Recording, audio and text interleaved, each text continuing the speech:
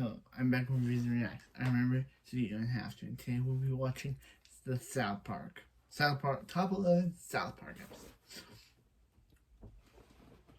Yeah, South Park.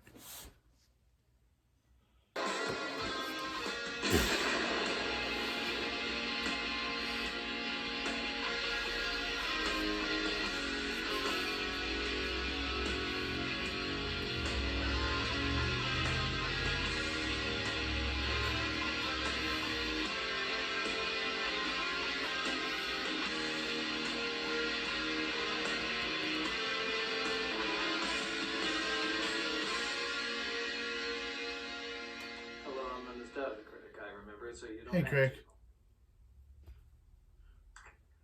So I haven't done a top 11 list in a while.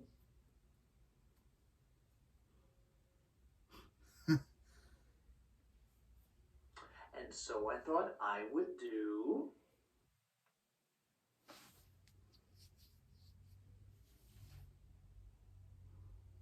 my top 11 favorite South Park episodes. Just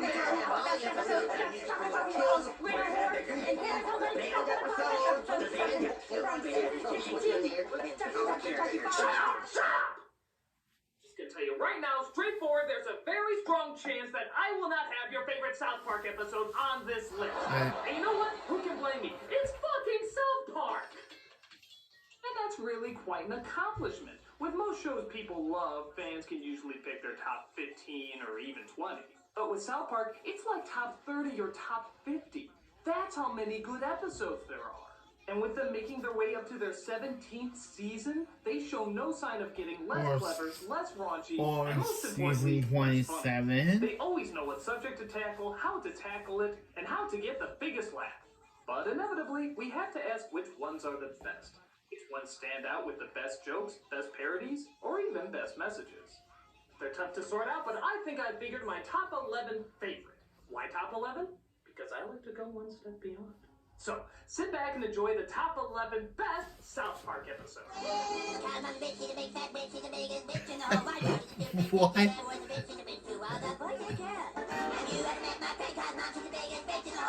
Kyle Bob is a beat. I don't know why I'm vibing. Christian hard rock. With the internet growing, Why am I there vibing? were still so many questions about what was ethical and what wasn't. What was harmful stealing and what was innocent fun. And this episode exposed a lot of the overhyped bullshit for what it was. The boys start their own band, Moops, then decide to get online music for inspiration. Little did they know, though, that they were tapping into the worst crime humanity could possibly perform. At least, that's what the poor, starving musicians who already made millions of dollars say. Here you see the loving family of Master P. Next week is his son's birthday, and all he's ever wanted is an island in French Polynesia. So, he's gonna get it, right? I see an island without an owner. We're sorry, we'll never download music for free again. The boys are so blown away at what a terrible crime this is that they decide to stop playing in protest to protect their music, and become symbols for other big-name artists who decide not to play. Never realizing that Cartman, who has started his own fake Christian rock band, which it turns out is very easy, all you do is replace the word girl in any love song with God, is making tons of money because there's nobody else to listen to, forcing him to become a success while the other boys sit and do nothing, leaving them to sum up the position of any artist perfectly. But why play if we're not going to make millions of dollars? Because that's what real artists do. People are always gonna find a way to copy our music and swap it for free. If we're real musicians, then we should just play and be stoked that so many people are listening. Besides, maybe our songs would have gotten downloaded for free, but if they were good songs, then people still would have bought tickets to see our band in concert. We're not striking anymore. Who's with us? We're just about the money. Oh. This episode not only has great commentary, but it's another example of keeping your eye off the prize and doing what you love simply because you love doing it. And with poorly written bill after poorly written bill trying to get passed in Congress to show the evils of the internet, I think this is an argument that won't be going away anytime soon. It's another great reminder to artists that if you're doing it for the money, doing it for the wrong reason. Man must learn to think of these horrible outcomes before he acts selfishly, or else recording artists will be forever doomed to a life of only semi-luxury. I don't know why I'm vibing. Stop.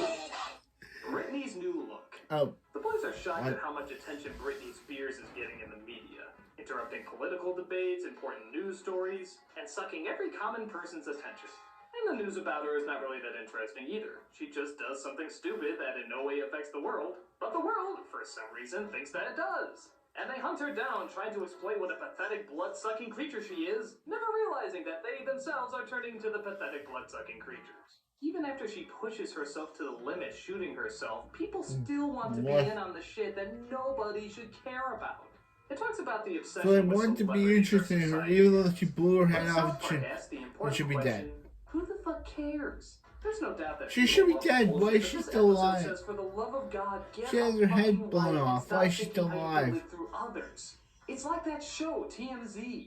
You know, the worst humanity has ever put on in the history Oh, of the human race. So the terrible critic that I tried to can't do a clip the show TMZ because I feel like parody the in one of his footage is getting a videos, fraction which of we'll support probably that get makes me to, feel like and he so got sued for that it. fucking bad. And yet people still watch them like they're saying something. We'll probably important get to when all that they're doing video is soon. praying somebody will blow their brains out to preserve whatever measly shreds of journalistic decency they have left. Jesus. This episode exploits that showing when people are suddenly made aware of its existence. So because of the fear of it not being as fun anymore, the show is in danger of being cancelled, resulting in Earth's destruction. So the boys had to convince the aliens that mankind is still violent, still crazy, and still has the need to keep world peace as far away from them as possible.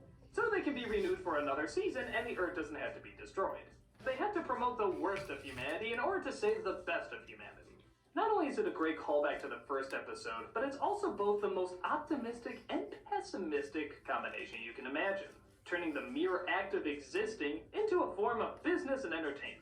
This episode shows clearly not only what's good TV, but what keeps it good TV. I'm sure you'll see that if you give our world time, it will become even more outrageous and violent. Number 8. This is about Pokemon. Let's face it, whether you love Pokemon. Pokemon or just didn't fucking understand it, there was no ignoring the impact that it was having. Kids everywhere became obsessed, making the anime style bigger than it had ever been in the past. So this is Trey and Matt's very adult outsider look on the phenomenon. And as someone who's going into college by the time this shit became popular and didn't follow it at all, I can guarantee it got most people's reaction to it. So you can collect them all. Furry cat, donkey drum, penguin, shoe, lounge toy. Collect them all and you can become Royal Crown Chipoco Master. 新ポコモンキースーパーユーラムトイナンバーワン So, through trying to understand the show and why it's so damn weird, the parents discover a plot from the Japanese to brainwash all of America's kids, forming an army to conquer the world. This not only mocked the intense fandom of children at the time, but also how diabolical marketing can be.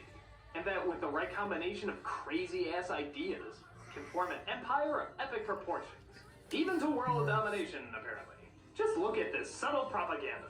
Have to buy a ticket. I have to buy one a ticket. I have to buy. This Saturday and Sunday. You can't wait to go.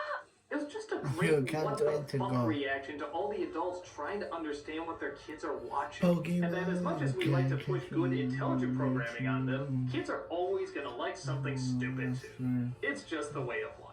Someday I will collect all the Chimpokemon. Then I will fight the evil power that will reveal itself once all the Chimpokemon are collected. Oh. No kidding, you can't have these chicken tenders because they are mine and I keep mine to myself.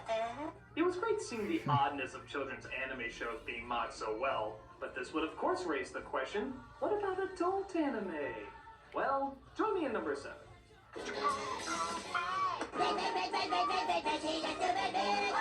Number 7. Good Times with Weapons.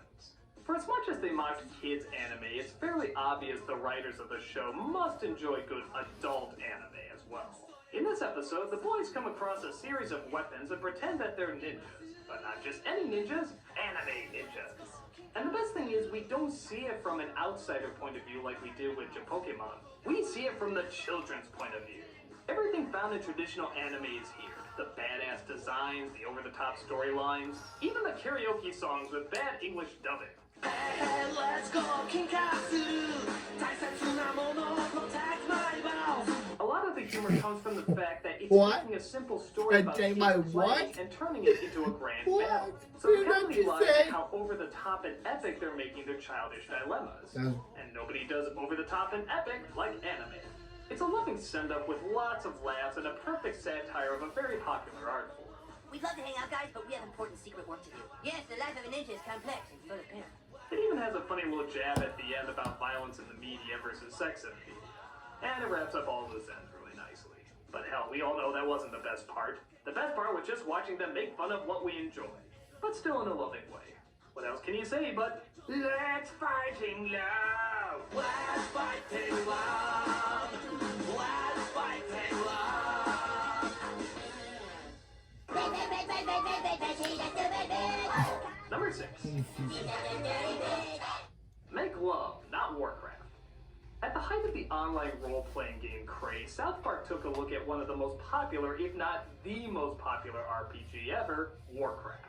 The boys all discover Warcraft and become instantly hooked. The only downside is there's one player out there who has spent God knows how many hours building up his experience points, making him the most powerful character in the game, allowing him to kill and bully whoever he wants. This pisses off the boys to no end. So they decide they want to get revenge. But the only way to do it is to build up their experience points. So the boys decide to sacrifice all their social life to become the mightiest fighters online and the most pathetic human waste in reality. Much like Good Times with Weapons, a lot of the humor comes from how epically large our heroes can make something so not epically large. I mean, they can be fighting on, but when you get down to it, they're just sitting at a fucking computer screen. And we always get constant reminders seeing all our badass looking characters still have the voices of little kids. Oh, dude. I just took the biggest crap. Dude, we've been waiting forever. Well, I'm sorry I had to take a dump. Another great thing about this episode is that so much of it is done in CG and actually acquired the help of Blizzard Entertainment, the company that created Warcraft. Again, like Good Times with Weapons though, the episode mocks the material as well as its fans, but also shows the appreciation for it too. It acknowledges why the game is so popular and how it can become so addictive. It just shows what happens when the addiction can go too far. Whoever this person is, he has played World of Warcraft nearly every hour of every day for the past year and a half. We are dealing with someone here who has absolutely no life. How do you kill that which has no life? But it still shows it as fun. And even though people can take it to ridiculous extremes, there's still something very enjoyable about it. Dad, how did you get that? No time! Just take it! Here! How do you hand something from one player to another? Bring up your inventory screen. Control-I. Okay. So again, we have sort of a loving tribute. Obviously taking a few punches here and there, I don't have a World of Warcraft account, do you? No, I have a life. but still enjoying the fact that something so mundane can be turned into such a Did you huge say event. wife or It has a life? perfect Because I understanding heard of say the fans, life, the but I material, think I and heard the wife idea behind too. the material. Hey, if even Blizzard can acknowledge how funny it is, it must be doing something right. No! I don't want him to start over the graveyard! No! Ah! God f***ing damn it! Number 5. Passion of the Jew. Definitely a classic. The best look at Mel Gibson's controversial film, The Passion of the Christ. Some people may forget, but this film was one of the most talked about movies for a couple years. And South Park decided to throw in their 2 cents as well. All the boys go to see the film based on how everybody's been talking about it, and each one has a different reaction. Kyle sees it as a guilt trip because of his Jewish heritage, Cartman sees it as a chance to control brainwashed extremists, and Stan and Kenny just see it as, oh, a bad film. That wasn't a movie, that was a snuff film. Which I give a lot of credit for, seeing how this is the following joke. This is about being able to hold bad filmmakers responsible. Just like when we got our money back for basketball. They try to go to Mel Gibson himself to try and get their money back, but their fears of Gibson being a crazy, pain-obsessed sadomasochist are sadly confirmed. In fact, overly confirmed. I guess now you're gonna start torturing me. Ah! My nipples are so tender, don't squeeze them anymore! Dude, what's wrong with him? He's cuckoo, dude. It addressed every issue that people talked about with the film. Anti-Semitism, Jewish guilt, the overuse of violence, religious extremes, focus of faith, and just how batshit insane Mel Gibson is, even before it was commonly known today. It seems like this episode was trying to do what most of their episodes try to do. Mock over-the-top extremists by using, ironically, over-the-top extremes. But their extremes served as a mirror to all the other complainers, saying, hey, if you're gonna preach something, make sure it's something that's good. Or, as they say it, If you want to be Christian, that's cool, but you should follow what Jesus taught instead of how he got killed. Focusing on how he got killed is what people did in the Dark Ages, and it ends up with really bad results. that about sums it up. Because when you get down to it, they don't attack how people represent religion and faith. They attack how people declare a movie represents religion and faith. And how that's just as much bullshit as it sounds. And this episode called it out. Whatever your thoughts, whatever your beliefs, make sure you're following good ethics for good reasons. You would all love to torture me, wouldn't you? He's not quite as eloquent as I had pictured. Only 4 more to go, and we'll get to them right after these ads. So, keep an eye out for this one. This Saturday and Sunday. You can't wait to go! I don't trust it.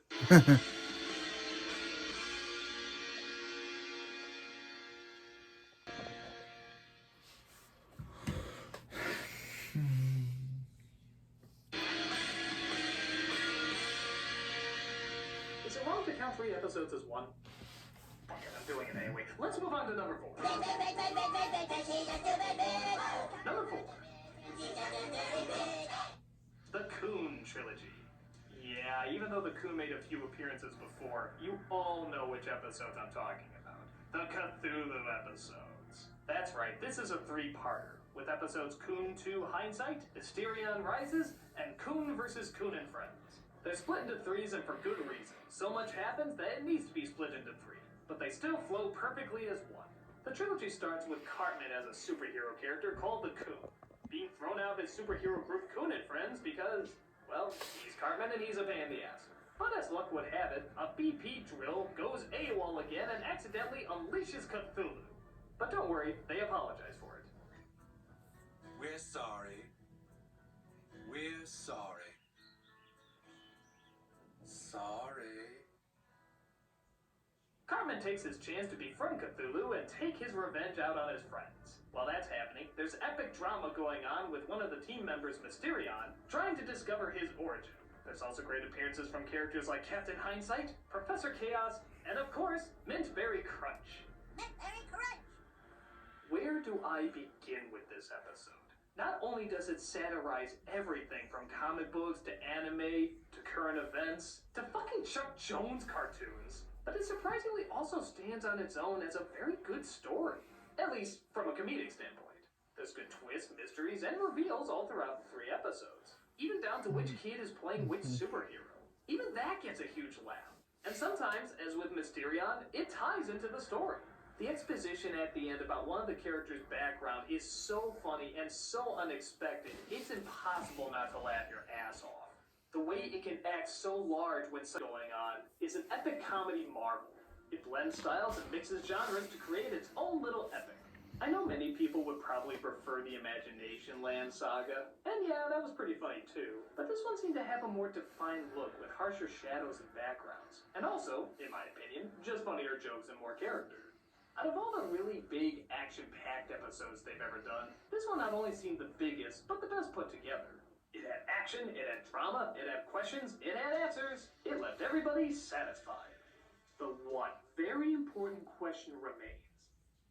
Why the hell isn't there a Mintberry Crunch cereal? Seriously, it advertises itself. Can't we get a Kickstarter Why isn't there a for this? Mintberry? Number 3. Hey. Woodland Critters Christmas. I actually talked about this on my top 11 Christmas specials of all time list, so I won't talk in too much detail about it. Partly because so much of the humor does rely on how many twists and turns it throws at you. The special centers around Stan, who one Christmas comes across a series of talking animals called the Woodland Critters. They're excited because Porcupiney the Porcupine, isn't that a great name, is giving birth to the Lord and Savior. And honestly, I should just stop right there. If I was to talk any more about the story, it would give away great reveal after great reveal. And needless to say, every single one of them gets a huge laugh. It's not just a great satire of Christmas specials. God, even that music seems to sum up every Christmas song ever made. It's once a year, it's Christmas time, and it happens once a year. It's once a year, Christmas time. When we hear about how Christmas only comes once a year. But as stories go, this one is probably the best written. There are so many surprises around every corner, and each of them gets funnier than the last. And every single time you think they're done with the comedic payoffs, they always have at least 5 other ready for you. And they all tie in to make an absolutely perfect episode. I know I'm being really vague about it, but trust me, if you've seen this episode, you'll know what I'm talking about. When you hear South Park does a Christmas special, this is just the kind of stuff that would pop in your head. Shocking, dark, in bad taste, but also so unbelievably funny. Again, I'm sorry I can't go into more detail like I did the other ones, especially seeing how it's so high up on the list, but I really do believe that the reveal of the humor is that good, and I simply don't want to ruin it for you. It's one of my favorite Christmas specials for that very reason, and I think it's some of South Park's greatest writing.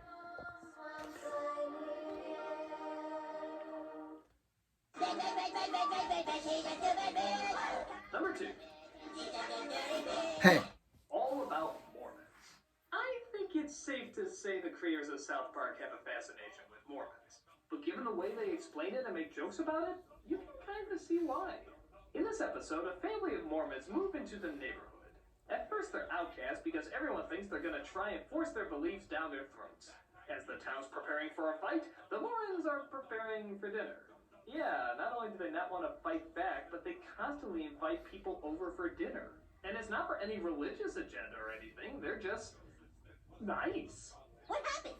I'm going over to his house for dinner tonight. You kicked Mr. Harrison's ass? We're having their family over for dinner tomorrow night. See, that's what happened to me. They talk politely, they tell stories, they're a better family than most of the families in town.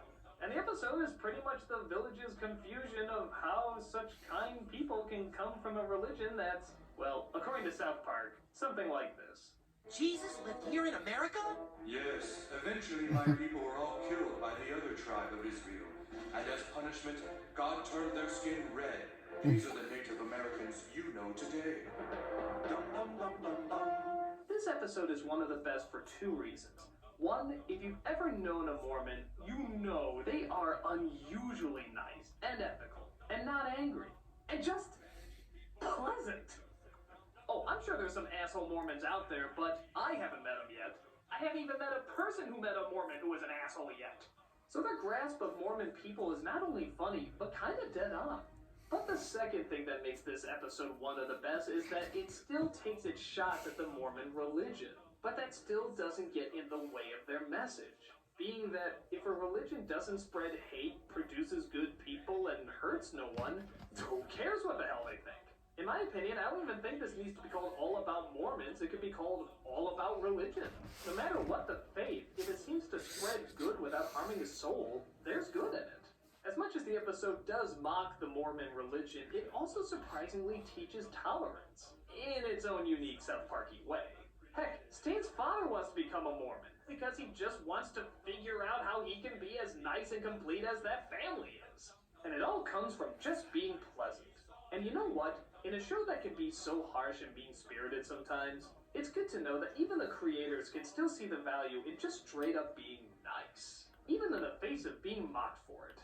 And in the end, the Mormon kid is actually seen as the badass because he didn't change for anything. He just stayed himself because that's what he liked. In a time where religion can still be so complicated and so controversial, this episode understands that sometimes the simplest answer can very well be the best.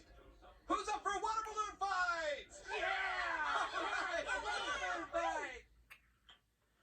And now for my number 1 pick. Oh, what is it gonna be?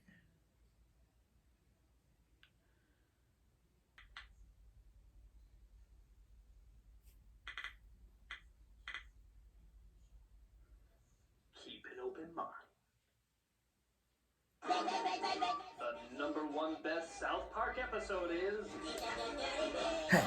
Osama bin Laden has farty pants. Hold it! Okay, I'm holding it. Let me explain the reason why I think this is the best episode. It's not the funniest episode. It's not the smartest episode. It's not even the best written episode. But it came at a time when America needed South Park. It had been 3 months since the previous South Park episode, and in that time, not only did 9/11 happen, but a series of anthrax attacks that was being sent through the mail was putting the country in a state of absolute fear. Security tight. heightened everywhere, our country was on the brink of war, America was changed forever. Nobody knew how or what to feel. So when the news that South Park was going to return to TV was announced, a lot of people were wondering, what are they gonna do? What could they do? Would it be a touching episode, an in-depth episode? What side would they pick? What issues were they going to tackle? What the hell was South Park going to do? Literally, the first frame set the mood. Remember when life used to be simple and cool? Not really. This is what we need. Hey, it's Butters. We needed a good laugh at the entire thing, and we needed it to be done by South Park. The episode shows the overly secured and paranoid America waving flags everywhere for support and hiding in their homes, feeding their fear by watching the news. Through a misunderstanding, the board reports to send $1 each to Afghanistan kids as part of a charity program, and they in return send a goat. They don't want the goat though and wish to return it via plane, but end up getting caught in the flight. Through, per usual, a strange series of events, the boys end up discovering Osama bin Laden. And the rest of the show is just making him look like the most pathetic ass.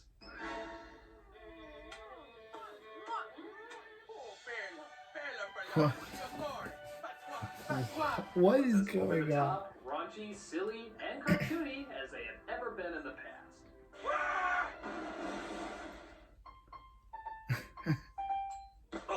Oh, I got him! I got him! Everybody was talking about it the next day. Did you see that episode of South Park? Wasn't it hilarious? That was just what I needed. God, I'm glad they're still so funny.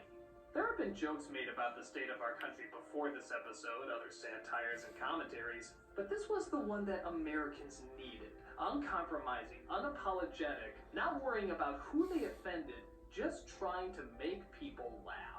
It was just the right jokes at just the right time, delivered by just the right people. Giuliani showed us we needed to be strong, Letterman showed us we needed to cry, South Park showed us we needed to laugh. I'm not gonna say it changed everything or erased all our fears that we had before, but a good comedian knows the power of laughing and how important it is. It not only makes you feel good, but it can help you out through some of the darkest moments of your life. And in one of America's darkest moments, this helped a great deal. It helped us in only the strange ways South Park can help us, by not backing down to anything and just doing what they thought was funny. And whether it was a huge roar or the tiniest little chuckle, everybody felt their spirits raise a little bit after seeing this episode. It's the best episode because it's the only episode that reminds us that we not only like South Park, but we surprisingly need it. So there you go, my top 11 favorite South Park episodes, and looking back, it's kind of shocking how smart it is. From a show that most people thought was just low-brow garbage and crude childish humor, South Park has proven to be some great social satire, and purely on its own terms. They're the people we can always rely on to say the emperor has no clothes, the people who won't be bought out or cave in to any public opinion, the people who won't hold back about saying something about somebody because they're afraid that they might be on the show or they might be a sponsor. They have no fear because they have no cares. They talk about whatever they think is funny and still manage to be relevant for 17 seasons and still going strong. Yep, 26 It's more to seasons. South Park than just crude humor. Maybe it's proof that great comedy and art doesn't just come from freedom, but from freedom given to the right people. And that what the public claims as one day being beneath them, or immature nonsense, can the next day be claimed as some of the most blunt, straightforward, and brilliant satire that television has seen in years. Wouldn't you agree? Shut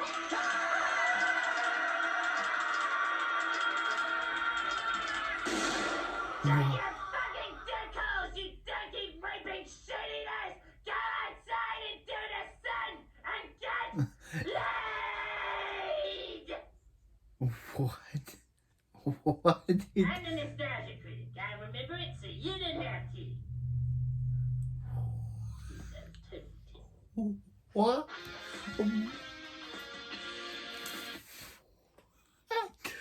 Just happened. He turned into Cartman.